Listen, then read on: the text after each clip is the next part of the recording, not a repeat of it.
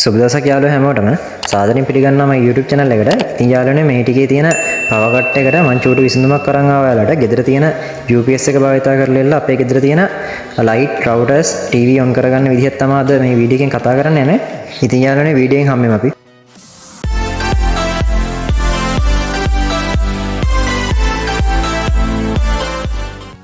ඉතින් යාළුවනේ මේ ටිකේ power cut එක නිසා කට්ටිය විකල්ප මාර්ග හොයනවා විදුලිය ලබා ගැනීමට. සාමාන්‍යයෙන් ගෙදර තියෙන බල්බ් 10ක් විතරයි TV එකයි router එකයි on කරගන්න. ඉතින් අපිට පුළුවන් පරණ UPS එකක් පාවිච්චි කරලා ටිකක් ලොකු බැටරියක් දාලා MP35 වගේ බැටරියක් දාලා අපිට පැය 4-5ක් TV සහ routers light on එකේ තියාගන්න පුළුවන්. TV එක අත්‍යවශ්‍යම නැහැ. light එකයි router එකයි අනිවාර්යෙන් on එකේ තියාගන්න පුළුවන් යාළුවනේ. ඉතින් අද මම ඔයාලට කියලා දෙන්න යන්නේ මේ routers සහ bulb කොහොමද UPS එකට ලොකු බැටරියක් සම්බන්ධ කරලා ඉවරලා UPS එකේ ඇතුලේ මොනවද වෙනස්කම් කරන්න ඕන කියලා ඉවරලා බලලා අපි මොන නිවසනම විදිහට ලබා දෙමු. ඉතින් යාළුවනේ මම මෙතනදී කියන්න ඕන මේකෙදී අපිට වැඩ කරන්න පුළුවන් light සහ routers TV තමයි. TV එකත් ඇවිල්ලා smart TV එකක් තමයි වැඩ කරන්න පුළුවන්. ඒ කියන්නේ අපිට මේකේ motors fridge වගේ දේවල් දුවන්න බෑ. මොකද මෙයාගේ square wave එකක් තමයි යන්නේ මේ output එක එන්නේ. ඉතින් යාළුවනේ අපිට මේකෙදී සාමාන්‍යයෙන් බල්බ් 10ක් වගේ ලෝඩ් කරගන්න පුළුවන්. watt 650 UPS එකක් තමයි මම මේකට භාවිතා කරන්නේ. ඉතින් යාළුවනේ අපි බලමු මේක මුලින්ම ගලවලා ඉවරලා මේක ඇතුළට කොහොමද ෆෑන් එකක් සහ මේකේ බැටරි වයර්ස් ටික හොයාගෙන ඉවරලා ලොකු බැටරි එක කොහොමද සම්බන්ධ කරගන්නේ කියලා. අපි යාළුවනේ මුලින්ම මේක පිටිපස්ස තියෙන නට් හතර ගලවලා ඉවරලා UPS එක ඕපන් කරගන්න ඕන. ඊට පස්සේ මේකේ තියෙන 7 ampere hours බැටරි එක අයින් කරලා ඒක වෙනුවට 35 ampere hours බැටරි එක සම්බන්ධ කරන්න ඕන. ඉතින් යාළුවනේ අපි බලමු මේකට කොහොමද මේ බැටරි එක සම්බන්ධ කරන්න කියලා සහ ෆෑන් එක සම්බන්ධ කරන්න කියලා. මම මේ UPS එක ගලවන අතරතුරදී ඔයාලට තව පැහැදිලි කිරීමක් කරන්න. ඉතින් යාළුවනේ මේක ඇතුළට ෆෑන් එකක් අපි සම්බන්ධ කරගන්නේ සාමාන්‍ය UPS එකක් එවලා තියෙන අපිට විනාඩි 20ක් හෝ විනාඩි සාමාන්‍යයෙන් විනාඩි 40ක් වගේ වැඩ කරගන්න වෙනද. ඉතින් අපි මේකදී පැය 4-5ක් එක දිගට මේ UPS එකෙන් වැඩ ගන්න නිසා ඇතුලේ තියෙන MOSFET ටික රත් වෙනවා. ඒක සහ ට්‍රාන්ස්ෆෝමර් එක කූල් කරන්න තමයි මේක ඇතුළට ෆෑන් එක අපි යොදාගන්නේ. මොකද එහෙම ඕවර්හීට් වුණොත් එහෙම UPS එකට ඩැමේජ් වෙනවා. ඩැමේජ් වෙන නිසා තමයි ඇතුලේ කූලින් කරගන්න නිසා තමයි ෆෑන් එකක් අපි සම්බන්ධ කරගන්නේ. ඊට අමතරව අපි මේකේ බැටරි එක සම්බන්ධ කිරීමේදී සාමාන්‍යයෙන් 4mm වගේ DC වයර් පාවිච්චි කරනවා වඩා හොඳයි. එහෙම නැත්නම් flexi cable වගේ පාවිච්චි කරන්න කියලා මම ඔයාලෙන් ඉල්ලනවා. ඉතින් යාළුවනේ UPS එක ගලවන් ඉවරයි. අපි බලමු කොහොමද මේකට ෆෑන් එක සහ මේක ඇතුලේ වයර් සම්බන්ධ කරගන්න විදිය මම දැන් ඔයාලට කියලා දෙන්නම්. හරියටම UPS එක ගලව ගත්තාම මෙන්න මේ විදිහට තමයි බලා ගන්න තියෙන්නේ. මෙන්න මෙතන තියෙනවා 7 ampere hours බැටරි එක. අපි මේ විදිහට මේකෙන් බැටරි එක ගලවලා අයින් කරගන්නවා. බැටරි එක ගලවලා අයින් කරගත්තට පස්සේ මම බැටරිය පැත්තෙන් තියාගන්නම්. ඔයාලට බලා ගන්න පුළුවන් මෙන්න මෙතන පොඩි හිස්තැනක් ඉන්නවා. මේ හිස්තැනට දැනට මට ඔයාලට පෙන්වන්න තියෙන්නේ මෙන්න වගේ DC fan එකක්. මේකේ size එකට DC fan එකක් හොයාගන්න. සාමාන්‍ය කම්පියුටර් වලින් අයින් කරන DC fan එකක් හොයාගෙන 12 volt DC fan එකක් හොයාගෙන මෙතනට ග්ලූ ගන් ටිකක් දාලා ඉල්ල සම්බන්ධ කරගන්න. මෙන්න මේ කෑල්ලට සම්බන්ධ කරගන්න ඕන. එතකොට මේක අපි සම්බන්ධ කරගන්නේ මේක බහපුව සම්පූර්ණ සීල් වෙන නිසා ගැටලුවක් නැහැ. මේ ට්‍රාන්ස්ෆෝමර් එක සහ මෙන්න මෙතන තියෙන FET සෙට් එක මෙන්න මේ සෙට් එක කූල් කරගන්න තමයි අපි මෙතනදී ෆෑන් එක සම්බන්ධ කරගන්නේ. ඊට අමතරව දැන් අපි මම කියවනේ MP35 බැටරිය සම්බන්ධ කරන්න කියලා. ඒකට මෙන්න මේ ඔයාලට පේන්න තියෙන මෙන්න මේ විදිහම 2.5 කේබල් DC කේබල් හොයාගන්න පුළුවන් නම් වඩා හොඳයි. මේකේ ප්ලස් මයිනස් වලට හරියට බැටරි එකට ටර්මිනල් වලට සම්බන්ධ කරගන්න ඕන. දැන් මාරු කරගන්න එපා. හරියට බලලා ඉල්ල සම්බන්ධ කරගන්න. UPS එක පැත්තෙන් අපිට තියෙන්නේ මෙච්චරයි වැඩ ටික. මෙතනට අනිවාර්යෙන් ෆෑන් එක සම්බන්ධ කරලා ඉවරලා ෆෑන් එක සම්බන්ධ කරද්දී ඔයාලට පුළුවන් නම් වඩා හොඳයි ෆියුස් එකක් දාලා ඉවරලා පොඩි ඉන්ඩිකේටර් ලයිට් එකක් දාගන්න 1K රෙසිස්ටර් එකක් වගේ දාලා LED එකක් දාගන්න. ෆෑන් එක වැඩද නැද්ද කියලා බලා ගන්නත් එක්ක ෆියුස් එකක් දාගන්න. සාමාන්‍ය මොකක් හරි ගැටලුවක් වුණොත් ෆෑන් එක ෂෝට් එකක් මොකක් හරි වුණොත් ෆෑන් එකේ වෙලෙම ෆියුස් එක යන්න විදිහට සාමාන්‍යයෙන් මිලි ඇම්පියර් 500ක වගේ පොඩි ෆියුස් එකක් දාගන්න. ඉතින් යාළුවනේ මම හිතනවා ඔයාලට තේරෙන්නේ නැති කියලා මේ UPS එක සම්බන්ධ කරගන්නේ කොහොමද කියලා. UPS එක පැත්තෙන් කරන්න දෙන්නේ ඔච්චරයි. ඊට පස්සේ අපි බලමු දැන් UPS එකෙන් අවුට් එකක් තියෙනවා. දැන් අපිට ලොකු බැටරි එක සම්බන්ධ කරගත්ත පස්සේ මෙතනින් අපිට අවුට්පුට් ගන්න පුළුවන් 230 මෙන්න සාමාන්‍යයෙන් 160ක් 180ක් වගේ තමයි අවුට් එන්නේ. ඉතින් ඒ ටික අපි කොහොමද මේන් බෝඩ් එකට, ඒ කියන්නේ ඩිස්ට්‍රිබියුෂන් බෝඩ් එකට කොහොමද සම්බන්ධ කරන්නේ චේන්ජ් ඕවර් එකක් කරා.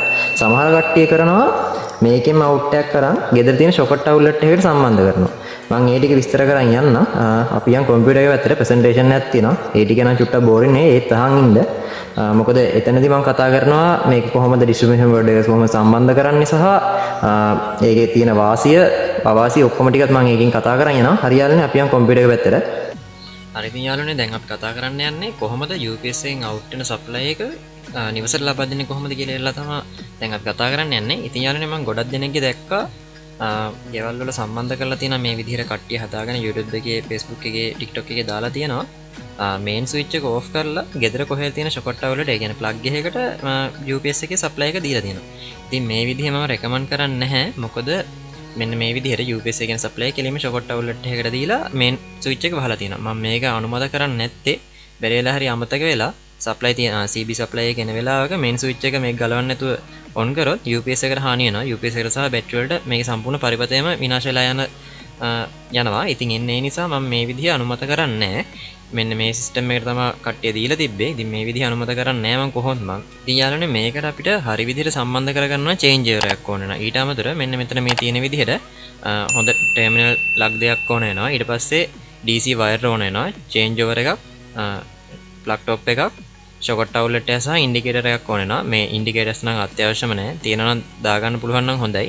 ඉතින් යාළුවනේ අපි දැන් දන්නවා සාමාන්‍ය නිවසක ඩීබෝඩ් එකේ වයරින් යන විදිහ දන්නවා. ඔයාලා සාමාන්‍ය ඕන කෙනෙක් දන්නවා මේන් ස්විච් එක, ට්‍රිප් ස්විච් එක, ඊට පස්සේ බේකර් කැලි ටික තියෙනවා කියලා ඔන්න ඔය විදිහට තමයි පිළිවෙල කියලා දන්නවා. ඉතින් යාළුවනේ දැන් අපි කරන්න යන්නේ CB සප්ලයි එක සහ UPS එකේ සප්ලයි එක වෙන් කරලා ඉවරලා චේන්ජ් ඕවර් එකක් කරා. චේන්ජ් ඕවර් එකක් මම ඒකත් පැහැදිලි කරනවා. චේන්ජ් ඕවර් එකක් කරා කොහොමද දෙන්නේ කියලා තමයි දැන් අපි යන්නේ. අපි බලමු කොහොම චේන්ජ් ඕවර් එකක් කරා දෙන්නේ කියලා. දැන් මෙන්න මේ විදිහ තමයි හරින සප්ලයි දෙක දෙන්න ඕන. ඉතින් දැන් චේන්ජ් ඕවර් එකක් කියපුවාම චේන්ජ් ඕවර් එකකින් වෙන්නේ ඇත්තටම CB සප්ලයි එක සහ UPS ලයින් එකෙන් යන සප්ලයි එක වෙන් කිරිල්ලක් වෙන්නේ. ඒ කියන්නේ අපි උඩට දැම්මොත් CB සප්ලයි එක යනවා. මේක පල්ලෙහාට කඩලා ඉවරලා දාපුවාම මේන් ස්විච් එක වගේම තමයි පල්ලෙහාට දාපුවාම ඒ කියන්නේ ඕෆ් වගේ අවස්ථාවකට දාපුවාම UPS සප්ලයි එක අවුට් වෙනවා. මේකේ කොහිම මොහොතකවත් CB සප්ලයි එක සහ UPS සප්ලයි එක එකට එකතු වෙන්නේ නැහැ. එතකොට මම අර කලින් කිව්වා වගේ CB එකේ සප්ලයි එක ඇවිල්ලා UPS එක කොහෙත්ම විනාශ වෙලා යන්න හේතුවක් නැහැ. මොකද මෙතනින් වෙන් වෙලා තමයි තියෙන සප්ලයි දෙක. අපිට කැමති නම් CB සප්ලයි එකට කඩා ගන්න පුළුවන්. නැත්නම් UPS ලයින් එකට දෙන්න පුළුවන්. කරන්ට් එක නැති වෙලාවට මැනුවල් තමයි මේක වෙන්නේ. ඔටෝ වෙන චේන්ජ් ඕවරුත් තියෙනවා. මැනුවල් කරන එක වඩා හොඳයි. මොකද දැන් අපි UPS එකෙන් දුවද්දි මම කිව්වා මෝටර්ස් සහ ෆ්‍රිජ් දුවන්න බෑ කියලා. ශීතකරණ උපකරණ මුකුත් ඒ මෝටර්ස් තියෙන උපකරණ දුවන්න බෑ. එතකොට අපිට පුළුවන් ඩිස්ට්‍රිබියුෂන් බෝඩ් එකෙන් අපි ඒකට අදාළ බේකර් එක ඕෆ් කරලා දාලාම චේන්ජ් ඕවර් එක මාරු කරගන්න පුළුවන්. එතකොට UPS එකට හානියක් වෙන්නෙත් නැහැ.